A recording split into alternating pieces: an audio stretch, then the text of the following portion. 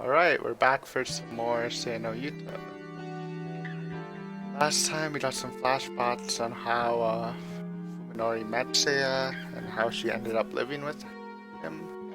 And we got the rejection that, he gave to Yo when she finally tried to, come clean about her feelings of admiration for him. And right now, Oumi is about to enter Saki Sato's house.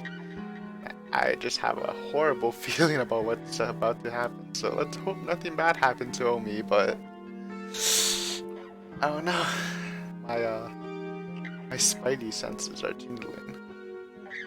This is gonna be bad. Having arrived in the front of the Saki Sato house, Omi takes a deep breath to calm her nerves. Her anger doesn't abate, of course, but she knows that it won't help to be so enraged that she can't even say what she came to say. While waiting for a response from the intercom, she looks over the patch of yard that she can see from outside the gate. Even Omi isn't sensitive enough to complain about other people's housekeeping, but this was beyond the pale. The grass is growing widely. There are piles of dead leaves everywhere. It doesn't just look untended. It looks like an uninhabited ruin. It's still light out. It's still light out, but every window has its rain shutters tightly sealed. Omi guessed that they weren't just shut early, but have been closed since morning. Just what kind of life is he leading? Even if he no longer has a family, this level of negligence is going too far. And is it just her imagination, or does something stink like rotten meat? It couldn't be coming from the yard, could it? There's still no response, so she presses the buzzer again and again and again. Finally, after this has gone on for over 10 minutes, Umi loses her patience and opens the cover of the intercom. As she expected, the power has been disconnected. Baby Fuminori cares more about not being bothered by newspaper deliveries or solicitors than about receiving a rare guest. But regardless, Omi doesn't presume to know his motivations. With her anger reignited by what she can only see as a lack of respect for others, she roughly pushes open the gate and stomps through the yard to the front door. Given the state of his intercom, she doubts that Fuminori will respond to a knock, so Omi decides to simply open the door and go in shouting, and if the door is locked, she'll just have to... Surprisingly, the doorknob turns easily in her hand, and the enraged Omi finds herself throwing the door open wider than she intended. Oh, I wonder what color the paint is, because it looks green in his world, but it might be a different color. Her nostrils are instantly assaulted by a choking stench of paint. I guess paint, like the smell of paint could also mess. I guess that's not really helping his mind either, right? Isn't that bad for your health too? I think so anyways. It's really nasty and he's not opening windows or anything. え、何 Oh, this... Dude, she's doomed. I hope she lives. As Omi stands petrified, the cowbells hanging on the inside of the door chimes loudly, probably alerting Fuminori to the presence of a visitor. Hi Seiya. Holy shit. Well, that confirms it. Omi can't believe the voice she just heard coming from the room at the end of the hall. It was clearly inhuman, yet its intonation was too complex to have been made by an animal. 誰かいるの There's no res...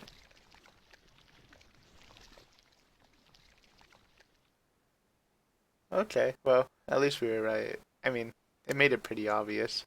So she is exactly like the monsters that Fuminori is seeing, but instead it's like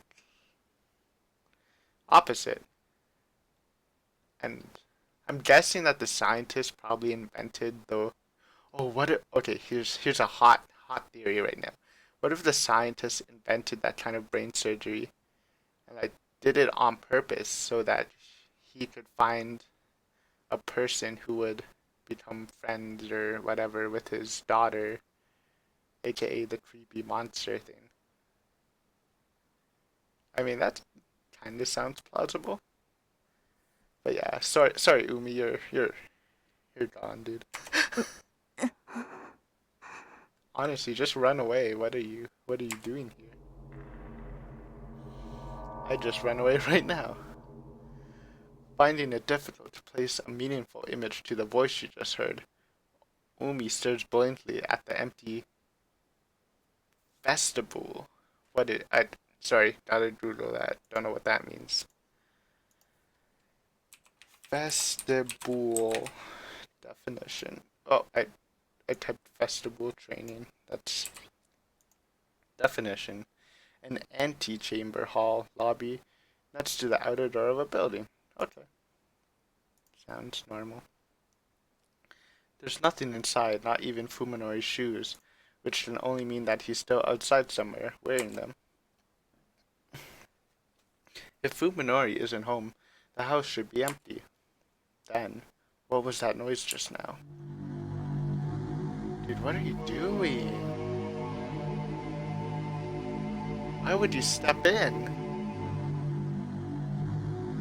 I mean, it is a horror. It's a horror thing, just for some reason have nerves of steel. Her anger has vanished as if it were never there. Hold on. This might be a little loud. I'm gonna just temporarily lower the volume a bit, even though it's already at 5%. Here we go. Hot 3. The floor creaks, setting her nerves on edge. Oumi herself isn't sure why she's sneaking around like a burglar, but something tells her to make as little noise as possible. Or you could run. Running's probably a good option too,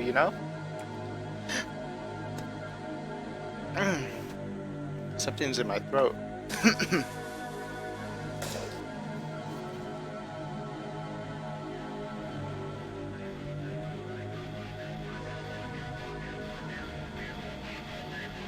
There's phlegm. Also, this sounds pretty great. Getting the soundtrack. The potency of the stink inside the house makes the whiff she caught outside pale in comparison. It's sickening, like piles of fish guts have been left to rot. Has food been left to spoil in the kitchen? She also notices a sound coming from the end of the hallway. Stepping gingerly on the creaking floorboards, Oumi makes her way to the end of the hallway. You find rooms to both sides of her. One lit, the other dark, and chooses to look into the lit room. Probably Fuminori's room. Oh no, the kitchen. It's the kitchen, lit by what must be the only window in the house not covered by a storm shutter. The sound she heard was the pot boiling on the stove and the chopping board next to it lie a butcher's knife and some half-diced carrots. A perfectly normal household scene, with the light of the setting sun making everything the color of overripe decomposing fruit. There's something terribly wrong, of course. Who has tricked her?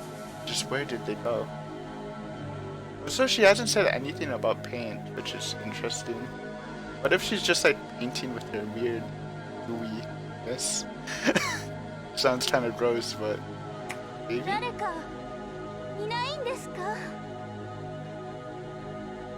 Why do this? You're scared. Why are you doing this, Oumi?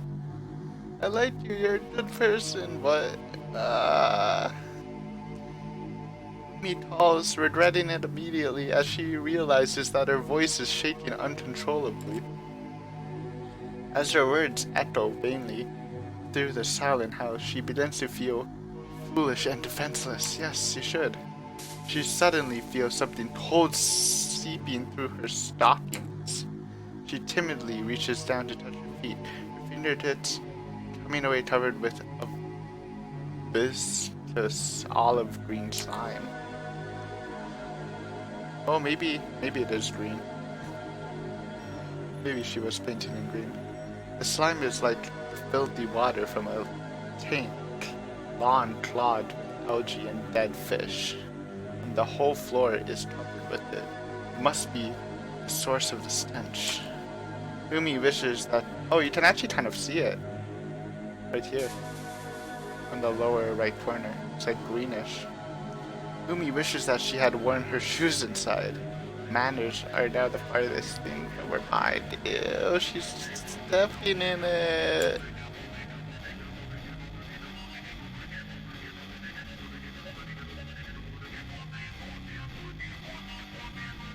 Oumi, oh. Nice knowing you, Oumi.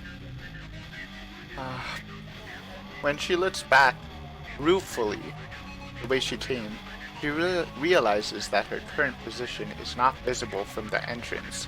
This kitchen must be where that strange voice and those sounds of movement came from. Oh, the next room must be the den, as she expected, having seen the storm shutters close. It is pitch black inside.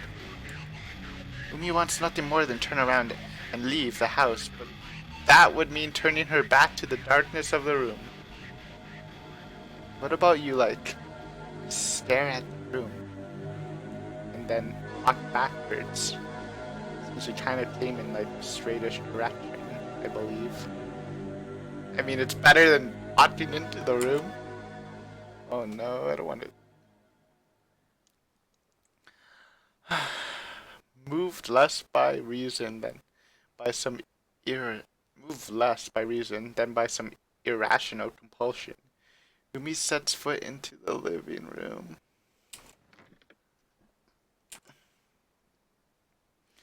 It's too dark to see anything, and the stink is far worse than ever before. She slides her hand along the wall, feeling for the light switch, finding it much faster than she expected. She flips it on like it's her last hope. Oh, it's not just green, it's just a bunch of colors. So the green slime is probably just her residue. Okay. But like in his vision, it's just like one solid color, which is kind of interesting. Colors, so many colors. The purple of entrails, the brown of rotten meat, the crimson of fresh blood, the yellow of fat. These colors, and yet more than yet more that cannot be described, join in a maddening array, cover every inch of the walls, floor, windows, and ceiling. The purple of entrails, the brown of rotten meat. Those are some interesting colors. The yellow of fat. I mean, fat's like more of a whitish color. I mean, maybe like fat, like grease cooking fat. It's like a painter went over the room with meta lam. What is that word? Meta metalamanit metalamaniacal? Metalamanaiacal. I spelled that wrong. Is a pathological. Okay, well, this is a megalomaniac, which I have heard of. Is a pathological egotist, that is, someone with a psychological disorder with systems like delusion of grandeur or an obsession with power. We also use the word megalomaniac more informally for people who behave as if they're convinced of absolute power or greatness. Well, it's definitely the first one. Okay. More you know. The megalomaniacal precision is. Okay, whatever. Whatever! Leaving not the tiniest portion untouched. The colors say all that needs to be said about the painter's hate, malice, and insanity. Wait, did I miss?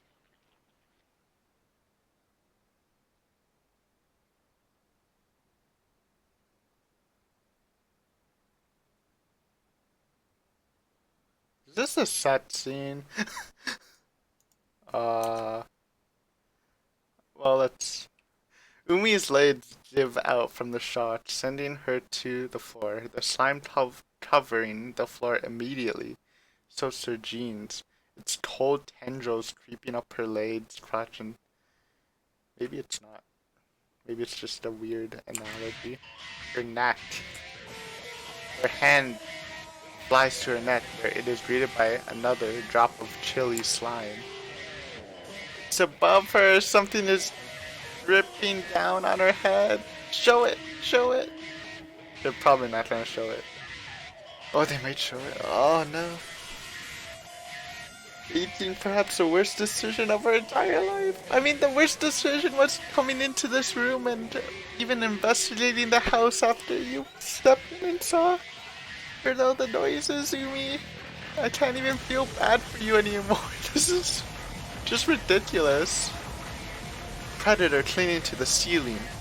Mere moments from leaping upon its prey, she sees it in every detail. Her mouth and nose are sealed before she can scream, and her belly is torn open as something enters to feast on her innards. By the time she feels any of this, Oumi has already gone mad. Honestly though, why would you? Rip Oumi. This is gonna be awkward. This is gonna make Toji and Yo investigate. Oh no. And of course they didn't show what it is. They gotta keep that for the ending, probably. Or the climax. I bit the bullet and tried to take the train. But the rush hour crowds were so bad that I had to get off halfway and walk. Oh yeah, that would be terrible stuck in a train. I'm running pretty late. I wonder if Saya's worried. I hope she's not mad. When I enter the yard, I realize that the front door has been left wide open. Light from the living room is seeping out into the hallway, and I hear what sounds like someone smacking their lips. Oh, like, I guess. And there's a tantalizing fragrance in the air. Is it Saya? I consider calling out to her, but decide to enter in silence instead. I wonder what it's gonna look like. Her just eating Oumi. Something smells strange, but not at all unpleasant. The aroma is quite soothing, in fact. It somehow reminds me of Saya's hair. At first I'm surprised by what I see in the living room. The floor is covered with what looks to be some kind of grass, probably the source of the herb-like smell. And there are fruits or vegetables, like balls of various size scattered everywhere. Saya.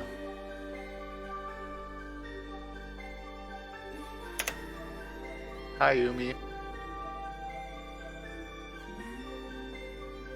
Okay, I'm not gonna lie, that shot looks adorable, but still, it's fucked up. And it's just weird. Oh. Ah. Saya turns around, her eyes wide with surprise. I guess, like, the bell doesn't go off because the door was open, right? She then looks away sheepishly, like a child caught at some prank. 何を食べてるんだい? これはその She stammers, so flustered that I feel bad for her.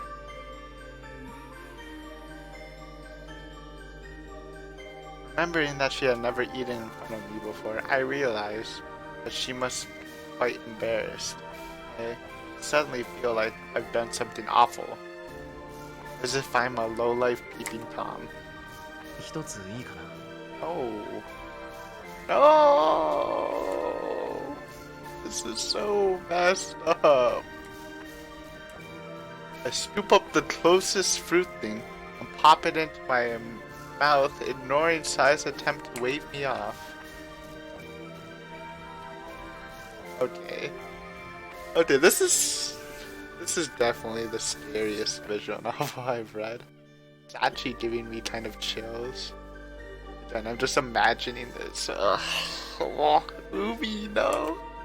It feels soft and pliable, like a peach or pear. When I bite into it with my back teeth, a succulent juice fills my mouth, combined with a sharp, strong fragrance. It's unlike anything I've ever 何 tasted. か味付けとか調理してあるのかこれ。 Hey. 調理ってほどのことはさばいてからちょっと溶かして食べやすくしただけでほとんど生なんだけど Bruh. I picked up a different level. This one consisting of fruity flesh, encasing a hard core. Tearing a chunk off in my mouth, I find it has a similar taste to the last one. ねえ大丈夫それって僕でも食べられる味だ。っていうよりうまいよこれ。そうなの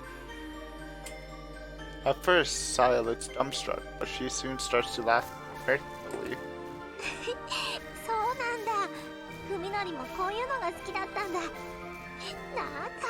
あれこれ工夫して頑張ってた私がバカみたいさやっていつもこういうものを食べてたのか。こんな大物は久しぶりだけどね近所の公園とかで取ってくれるや Like children? There's an impressive nature preserve not too far from here. I've never heard anything about fruits like these growing there, but, well, of course, they only look like fruits to me. They're really something else. You should probably ask about that. つごめんね一番美味しいところはさっきさやが全部食べちゃったいいよまた今度で。でもこれで明日から一緒に食事ができるね。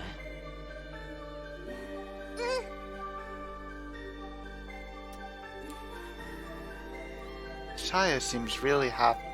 I'm happy too, of course. Eating with someone is much more fun than eating alone, and it makes the food taste better too. まだまだいっぱいあるし食べきれない分は冷やせば 2,3 日は大丈夫だよちょっと味は落ちるんだけどね Oumi, no! じゃあ早めに片付けておこうか。 Sealing the small fruits in Tupperware and the large ones in pots and bowls, Saya and I store the remaining food in the refrigerator. Thinking of tomorrow's dinner fills me with anticipation. Together with Saya, I feel that I'm beginning to regain the joy of living little by little. Saya would guide me. With her, I can live on.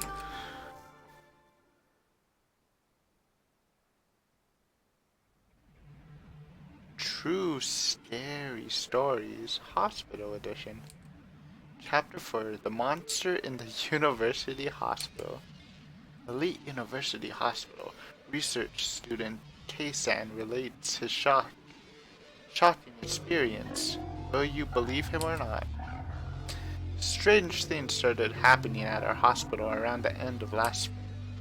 Many times patients would wake up in the middle of their night, screaming about nightmares.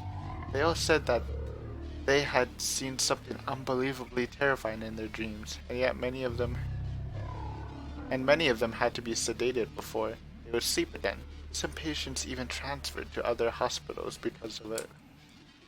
The weird thing was that all the patients had exactly the same dream. A dream about some horribly disgusting monster standing by their bed and staring down at them. But the really strange stuff started happening after that. There used to be a lot of stray cats. Oh, maybe she was just eating cats. There used to be a lot of stray cats hanging around the campus, looking for scraps from the students. One day the cats suddenly started disappearing, and it wasn't that they'd stopped coming. It was more like they'd vanished from the area entirely. Then people stopped walking their dogs around.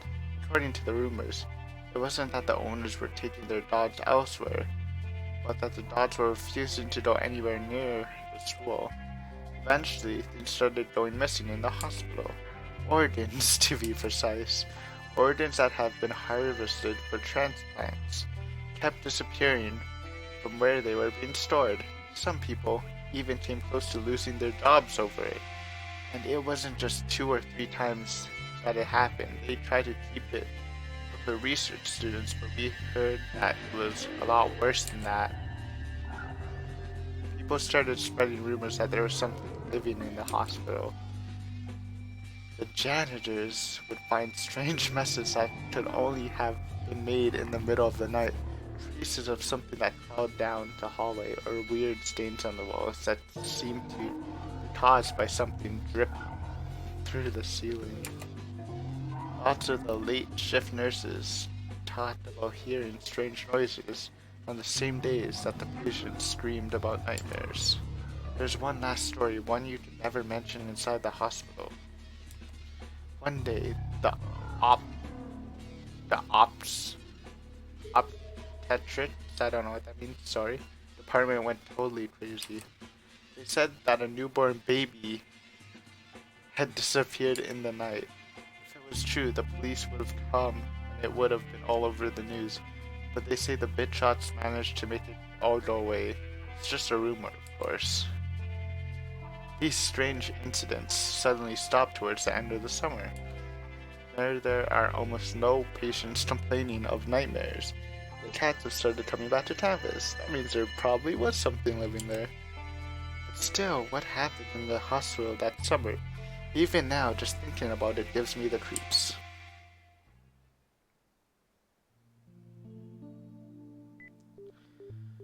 I think this is a good time to stop. This was a little short for an episode, but it was pretty action-packed. Yeah, so it basically answered our question inside of the monster, which was pretty much given to us. Pretty gruesome death for Oumi. Again, this is done probably at night. Koji and Yo to investigate, which is not good. But I'm sure we're gonna get more information about Saya once we actually learn about the doctor.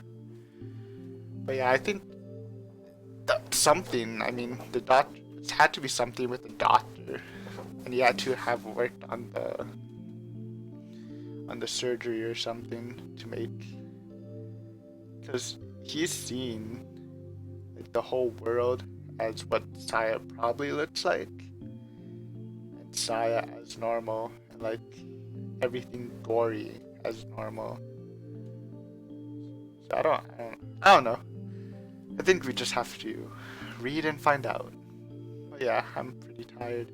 I recorded the last one like right before this one, like with a 5-minute break, so you know. Yep, thank you guys for watching.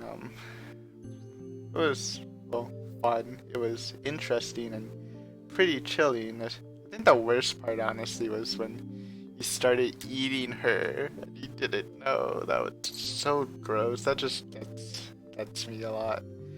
Makes my skin crawl. But yeah, if you've enjoyed this, feel free to come. This episode should be on Wednesday. Like I said, there will be a new episode every Monday, Wednesday, and Friday. And if I'm not able to record an episode for one of these days, I do have filler episodes of a different game.